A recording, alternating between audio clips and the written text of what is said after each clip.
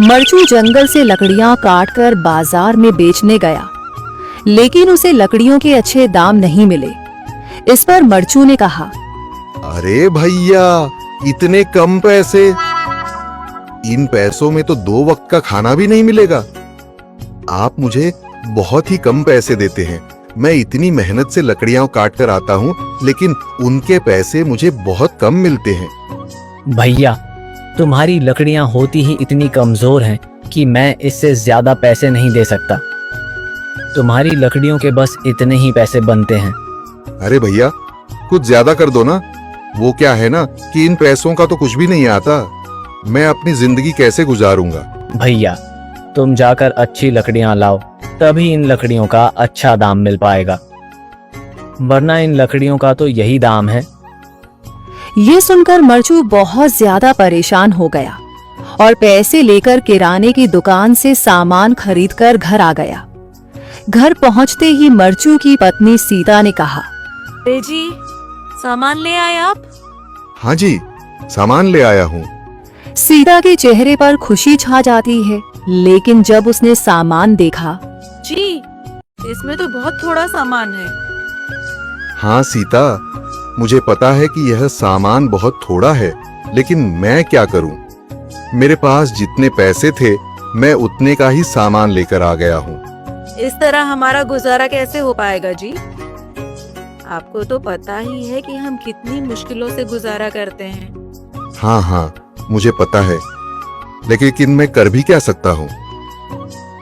मेरे पास इतने पैसे ही नहीं कि हम एक अच्छी जिंदगी गुजार सकें। इतनी मेहनत कर रहा हूँ, लेकिन फिर भी मेहनत का फल नहीं मिल रहा। इतनी मेहनत से अच्छी लकड़ी काट कर आता हूँ, लेकिन मुनासिब दाम नहीं मिलता। मैं तो बहुत परेशान हूँ। क्या करूँ? कहाँ जाऊँ?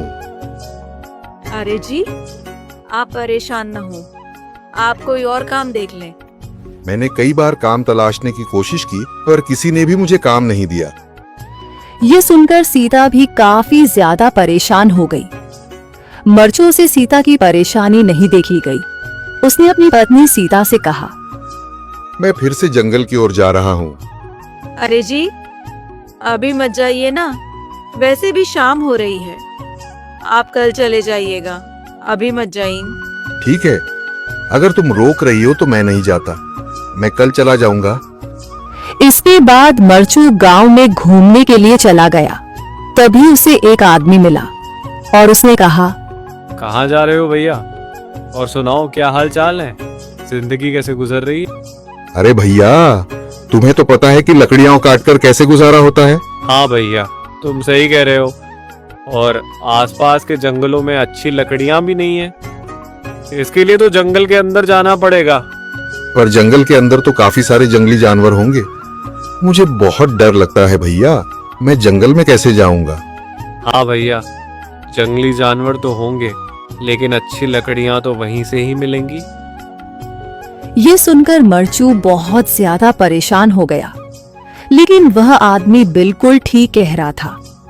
जंगल के किनारे की सारी लकड़ियां कट चुकी थीं। अब सिर्फ जंगल के अंदर ही अच्छी लकड़ियां बची थीं। अगली सुबह मरचू लकड़ियां काटने जंगल की ओर चल पड़ा। जंगल में आने के बाद मरचू ने कहा, अरे, यहाँ पर तो लकड़ियां ही नहीं हैं।